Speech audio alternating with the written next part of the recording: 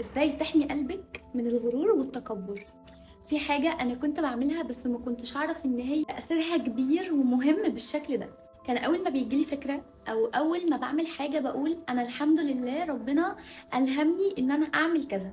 أول ما بدخل امتحان وبقفل فيه حتى لو خايفة من المادة بقول الحمد لله يا رب ربنا جاب لي كل الحاجات اللي أنا كنت عارفاها وكنت مذاكراها وقفلت المادة. فلقيتني دايما بنسى أي حاجة وأي فضل لربنا مش ليا، لحد ما سمعت دكتورة جميلة قوي اسمها نرمين بتقول ان الموضوع ده بيخلي الانسان ما يبقاش عنده اي ذره غرور او تكبر او نرجسه. واكتشفت واستغربت قوي ان ازاي عاده صغيره زي دي حمتني فعلا وحمت قلبي من حاجه وحشه قوي زي دي. فافتكروا دايما ان هي في فضل ربنا مش بشطارتكم ابدا، واشكروا ربنا في كل كبيره وصغيره، واعرفوا ان الامر كله بيد الله. حتى لو حاجه قد كده افتكروا دايما ان هي عدت وخلصت او احنا نجحنا فيها مش عشان احنا اللي شاطرين او احنا اللي جامدين، لا علشان هي في فضل ربنا وبس.